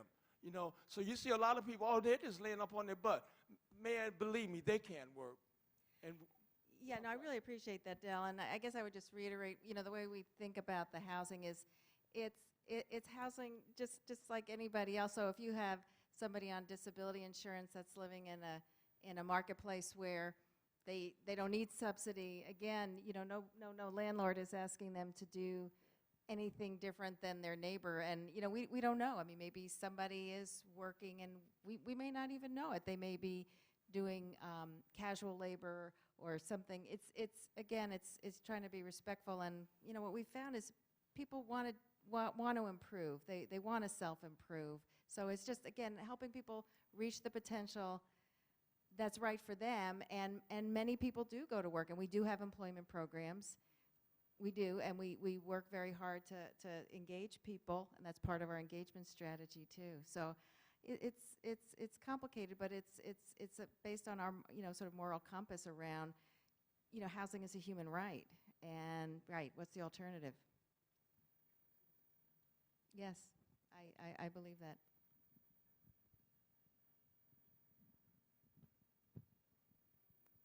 Hello. The gentleman who was homeless, during your period when you were homeless, did you have any angry with yourself or with the city or with the leaders of the city? No, I was a self-induced homeless person. I knew that I put myself in that position, and when I thought about it deeper, I got higher. Every time I would go, I would not let myself get in depression and blame the city, my mama, the army, or anyone else. And I would blame myself and then say, oh, man, let me stop beating up on myself. Let me go get me a rock. And that's what happens out there. You start getting those depression things, so you start self-medicating. And the longer I was medicated, the least I had to think about how stupid I was. So and that's what we get in out there in those streets. We get into those cycles, man, that you go and make some money today, and I can't think of so many times I would go out on a casual labor ready or something and make me $80, and all day long I think, man, I'm going to get me a room. And on the way to get the room, I will pass by the dope man. End of story. So that's one thing, and all this master plan, again, another way of managing homes, all this master plan of the city of San Francisco, and especially the city of Los Angeles. I just spent a weekend in Skid Row. You don't want to go down there. That's crazy. But no one is talking about treatment centers. They're talking about, let's get the needles away. Let's go spend all this money on needle removal and clean injection sites. That's like, you know what that is? That's like at the circus, the man cleaning up the poop behind the elephant. We need to deal with the elephant. The elephant is addiction. And for addiction, we need treatment centers. We need treatment centers that are going to be paid by Obamacare or Medi-Cal or whatever. But we need treatment centers. We could use a treatment center every other block in this whole city. We still wouldn't be able to handle it. But man, most people I know out there that are using, they really would want a treatment center if they can walk in. And we don't have that. Just a follow-up, in the people that you met who were in similar situation as you were they angry with anybody or with themselves? Well, that's a time to time. 1 hour you might be angry, and then you get over it and be the happiest person in Tenderloin. So you go back and forth. And that's because of the bipolarism. A lot of our mental illness problems, mental illness and addiction are very closely related. And addiction, believe me, is a disease. It's a medical disease. It is not something that you want to do. I mean, most people out there really, if they knew a way to stop, but they don't know where to stop. You know, if you're Magic Johnson or one of these big football players, they'll put you in the treatment center. But if you're Tyrone down on 6th Street, they ain't got nothing for you.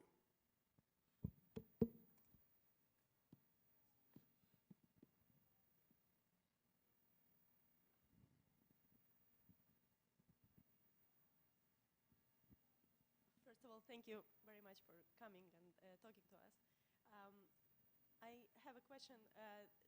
There is a sense that there is a lot of ideas, creative ideas, and a lot of goodwill and awareness of the problem, but it seems like the ideas, also those that you are presenting, are incremental and disintegrated. And my question is there somewhere on the horizon a systemic vision, and what should be a move to kind of get us over the hill of the problem, because it seems like Band-Aids to a bigger one. I'm happy to chime in, and I'm sure others will have comments too. It's a great question, and it is a huge conundrum. I'd say,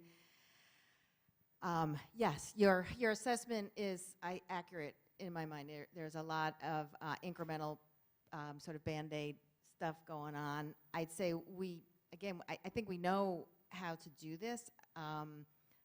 I mean, creativity is great, but I think it's about scaling it. And the issue, you know, from my perspective, and I'd be interested to hear the others, is from a housing development side, is the funding, the way that it gets financed is really illogical. You know, so it could take months, if not years, to put together the financing for a single development of 100 units, because it requires funds from the feds, funds from the state, funds from the local government, funds for capital, funds for operating, funds for services, different kinds of operating subsidies, different kinds of services funding. It's ridiculous. And you know, the leadership on that, there are organizations that exist to wave the banner at the federal level and then at the state level and at the local level. I'd say San Francisco is, from my experience, is probably one of the best. And I think I said before, it's like best in class, you know, in terms of having its act together on this. But it's troubling, and I think some of it is you know, the visibility of our issue is, I mean, I would say, I mean, I've been at this a long time, and I really feel like this is the first moment in time that there's actual visibility and people care. I mean, just the fact that you're all here now, you know, is amazing. I mean, so, you know, I guess that's maybe a glimmer of hope that some of these organizations that are out there advocating for an integrated, scaled solution can maybe have some impact at the levels of government where the funds come from.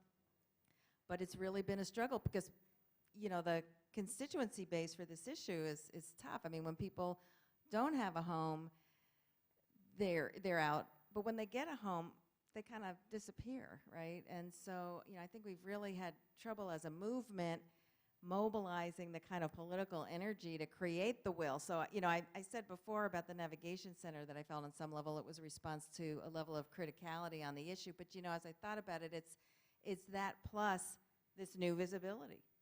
And so, you know, it shows what that can do. But I think having, you know, all of you here, when you go home, talk to other people. If you do feel like this solutions that we're talking about here need to be scaled, we need to vote the right people in to pull in the right direction. Because again, I mean, the market, you know, the marketplace just isn't serving people with low incomes.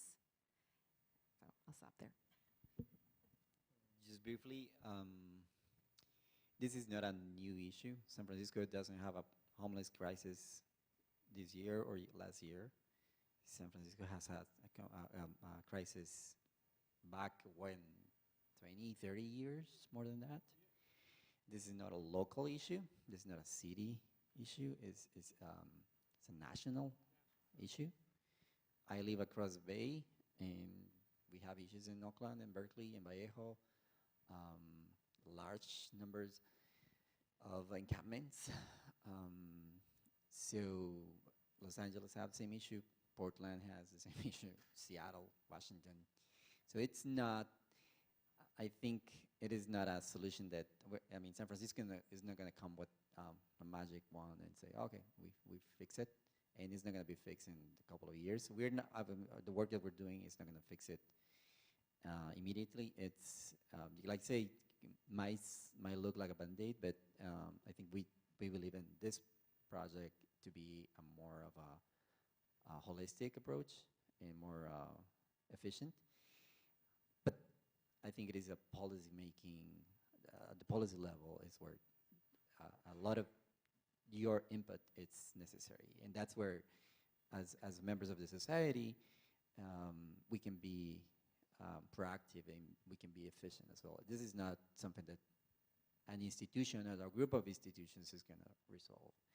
I think we as a society, we need to sit down and talk about these issues in the larger scenario. I have a comment and question. May I? Yeah. I've been living and working in San Francisco Bay Area for the past 30 years. And personal observation, what I can say, despite all the benevolence of the good people who are working in this area, every year I see this problem is getting worse. We are not solving the problem, it's getting worse. Let's face it. In San Francisco, I've seen when they developed Transbay Terminal, the homeless who were living there, they were pushed out to South of Market. Every time there is an event in Golden Gate Park, I see police comes and shoos the homeless away, and they spill into Gary Corridor or other places. We are constantly relocating the homeless but not solving it. I wonder why, what is happening? For sure there is a low income crisis, but the way I see that, there is too much emphasis put on the low part and not enough emphasis on the income part. Let me explain. I work with CHP and Tenderloin development. I participate in annual gathering. There is always emphasis on raising funds, soliciting donations from people. But there is a tsunami of homelessness. We cannot solve this tsunami with handouts and donations. Let's find a solution for this that does not rely on that. What is the solution? In my opinion, look at the income part. San Francisco is rapidly becoming a city where people who live here work elsewhere, and people who work here cannot afford to live here. I look at the bus drivers, I look at the cashiers in Safeway and CVS, they can't afford to live here. We have draftsmen who are very capable people. They have to commute all the way from Antioch to come to San Francisco, and every year they are being pushed further and further out. What do I see in this crisis? Every time there is a development, Board of Supervisors, city legislators, everybody gets on board. Let's demand that the developer devote or allocate a certain percentage of these units for low-income housing. Not a cent is required, not an iota of effort is required. Let's create a job creation program in San Francisco. This community, this city used to be a place that craftsmen used to live here. In Hunter Points, in Bayview, Hunter Points area, there used to be a lot of manufacturing. There used to be furniture manufacturing. There used to be car mechanic shops. All of these things are being pushed out. People cannot afford to live here. So this was a comment. My question is, how can we change the calculus here? A little bit away from the emphasizing on gathering, raising funds, providing low-income housing, and changing, shifting the attention to creating income. This is not to undervalue the very valid comment that you made about there are many folks out there that cannot work. But in my opinion, that is a problem that we can solve with goodwill, with donations, with soliciting help from others. The homelessness, on the other hand, is much bigger problem. And we have to solve it by generating jobs, by creating a community that any living entity needs to generate. It needs to have this beating heart. And the beating heart of San Francisco has been taken out.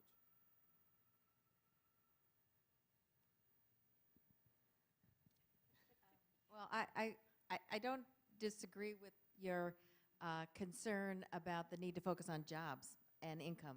I think that's absolutely true. I don't think it's mutually exclusive from the creation of a housing type that the marketplace doesn't provide. So I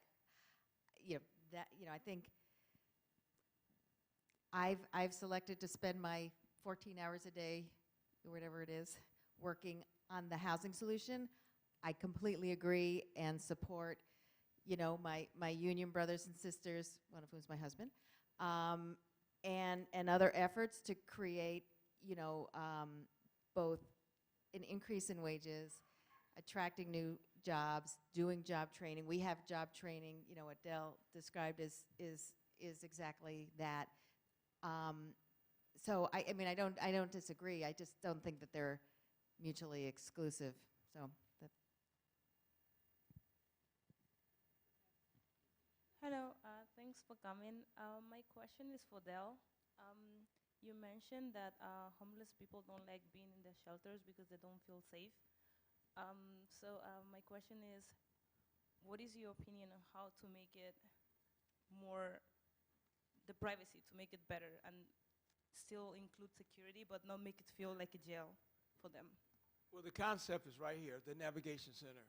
I was with the design team and the conceptualists of it when it first started, and I was very skeptical because anyone sometimes talk about shelters, I think about the traditional shelter.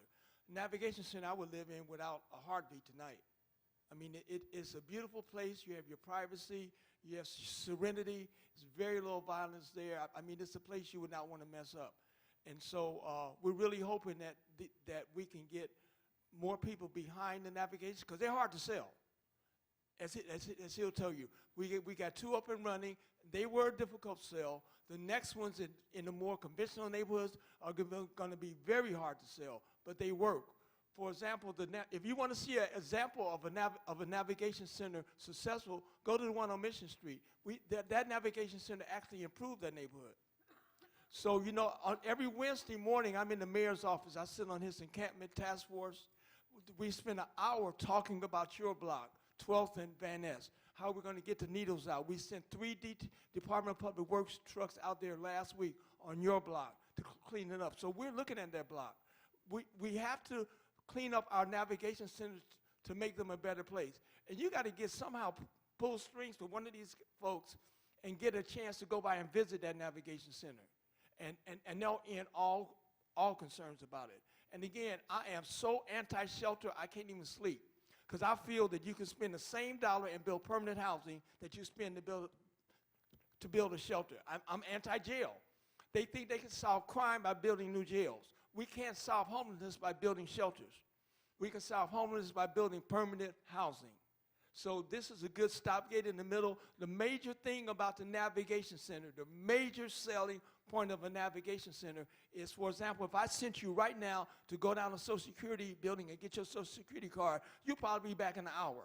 If I send a typical homeless person down to the Social Security agency to get a Social Security card, we may see him next week. So what the concept of the navigation center, we have Social Security right there. We wake up and say, get your ass up and go over here to this desk and get your Social Security card. So we bring all the services to the spot. That's the main selling point. And finally, people are able to get their services. So pull somebody's string and get a chance to go in there. Any of you guys? Hello. This question is for Maryann and Alejandro. It's about the spaces inside that the users use. So is there private spaces that maybe some person wants to be, have their own, maybe a family or two, or is it just all open space that have multiple beds inside? And like, second part is the square footage. What did you guys get the ratio for per person per square foot? And like, how did you get that number? Is that question specific to the navigation center? Yes, I know each one is different in scale well and then size. I turn to I Alejandro. think Maryann, it's more on the housing part of the spectrum. The navigation center in itself. Your first question was Private rooms. the and private open rooms. space. It does not have private rooms. It's a shared space, but that's, I mean, let's go back a little bit. The Mission Street Navigation Center is a shared space. So each room or dormitory has room for 20 individuals, and to add to 75, 70 individuals per center. The Civic Center Hotel, that was an old hotel, basically, and they became an SRO, single room occupancy facility, and then, so each individual has its own room. There's no shared rooms on that end. And that is an existing building, and the square footage of those units are like 100 square feet or something like that, 120 square feet. They don't have restrooms in the units. They don't have kitchens in the units, and so they have share showers and restrooms. But it is not necessarily, we didn't actually get into the bedding in Civic Center Hotel because it's not, it was already there. The number of beds that we get for Navigation Center is related to the nature of the facility. The less number of individuals you have in Navigation Center, the better you can attend them. So if you have 100 people, it's really hard to manage. So our client, which is the housing authority, they gave us the kind of like the parameters of how many people a services provider can serve. Yeah, so that they can manage. So 75, 80 people, but it depends, 60 people. It just depends on, and remember, we're trying to build new navigation centers, but we're also trying to build navigation centers in existing buildings. So each center is different. We're actually partnering with the Salvation Army for the Ford Navigation Center, and it's a completely different animal. It's just totally different, and the parameters are by the client, basically. So. And just to like cap on that, since it's an open shared room, everyone has their belongings. So what is security based on that? I think that sense of community that the center has, it has solved some of the issues. And when they bring their belongings, the big stuff gets storage somewhere else, and they can have access. But there's always staff kind of like coordinating all this logistics. The only thing that they bring is like the immediate clothing and whatnot. So it's not necessarily an issue of security. And they have like cubbies and closets and whatnot, something very, very practical and functional. And there's always that sense of community, and there's always people monitoring the center. Yeah, so that's how do they address that. Hi, I was just wondering, it's kind of touching the same basis as him, if the people who are in the facilities, if they preferred the more private spaces over the more community spaces. It depends though. I think it depends. I mean, this is always a rotation of individuals, so each individual is different. What's happening on Mission Street is that since we have 4 or 5 rooms dedicated just for dormitories, there's a flexibility for people to kind of like just gather. If there's a group of people that came together, because that's one of the options that the centers has, you can kind of like just gather together, right? You have an encampment of 5, 4 individuals. They can just group them together. There's ages as well. Like people has been in the streets for the longest time. There's elders, so they want probably a more quiet space. So they kind of like just, it's very organic the way that they run the center, and they move people who wants to be in a more quiet space to a different room. And if there's people who is more active or more rowdy, they put them somewhere else. And there's always safety, and there's always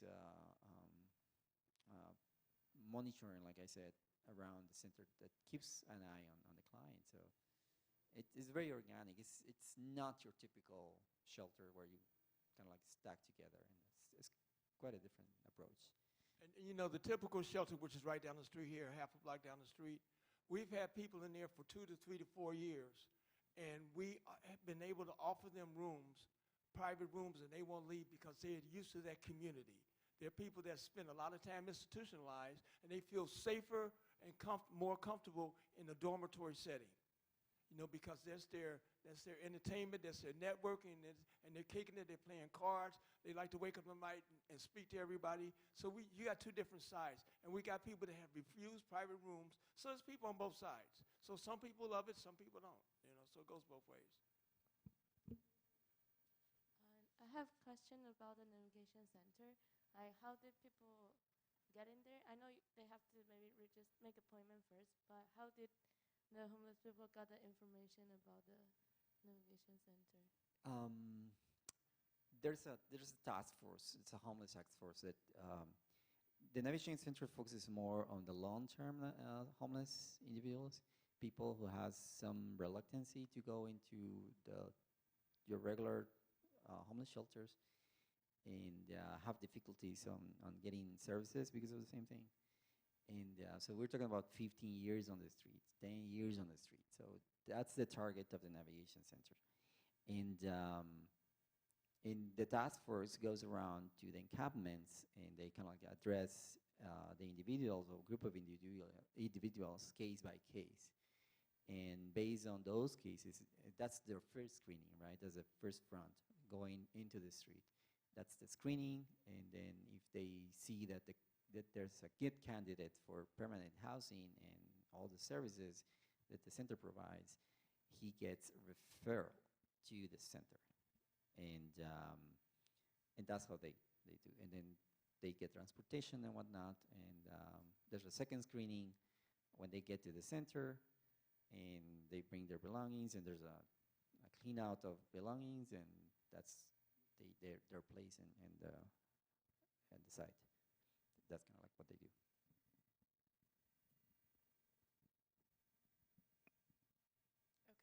Okay. I'm going to just circle us back to, again, from our academic purposes, the reason of having these panels is really to showcase the leadership that all of you are portraying, and bring that back to our students, and ask them to think about their own career path and leadership opportunities. So if our students are interested in getting involved in these issues, what would each of you recommend as how students can participate? You know, I would say you need to focus on the federal level. Every dollar that we get in San Francisco comes from the county, which gets it from the state, which gets it from, guess where? Capitol Hill. All decisions made for housing are made on Capitol Hill. The Department of Housing and Urban Development is on Capitol Hill. That's where the buck starts. So where you may not have any power by going down doing demonstrations and marching for more housing and fair housing and affordable housing, that's a good photo. I mean, that's a good photo opportunity for the front of the newspaper, but it won't get you zip. You need to go and talk to the people that are federally elected to do this. It starts with our Congress. All the money, Congress can do anything they want. They can write any check they want, but they got to have someone like you all to come and get the money. So that's where it starts. I was in Washington last month on Capitol Hill fighting for more veterans housing, more money for veteran housing. And I plan to be there again this next week. I'm going to visit the new African American Museum grand opening, but the first part of the week I'm going to spend on Capitol Hill talking to Pelosi, talking to Boxer, talking to Ms. Feinstein. These are the people they have the checkbooks. So, but basically our problem in San Francisco really isn't money. We have enough, and the mayor will probably argue with me, and I'll argue back with him. We have enough in our budget today to house every homeless person right now tonight. We just don't have no place to put them. We don't have no place to put them. We got the money to do it. We give money back to HUD every year because we can't utilize it. So your thing is to go to Capitol Hill, send letters, like while you tweeting and twitting and emailing and Facebooking and boo-booing and do it to the Congress folks. Instead of Facebooking your girlfriend that you spent last weekend with, Google Ms. Feinstein, Google Ms. Pelosi. Get involved. Get the question that you were asking a little earlier, sir. The private sector is an answer. Have the private sector start investing in our communities. They're taking money out of this community by the barrels. Have them invest back in this community. Have a place like Academy of Art invest into the Tenderloin. Build some, while you're building student housing, build some affordable housing. Every unit of student housing you acquire and build, also do a low-income housing. You know, put some it's your neighborhood. You got, how many buildings you guys got downtown? Whole bunch. Invest in your neighborhood. It's your neighborhood. Invest in your neighborhood. Because when you invest in your neighborhood, these kids that are walking around the street, stepping on syringes, those are the ones that will be better folks if you make our neighborhoods better. I'm just going to speak about the design perspective, my experience.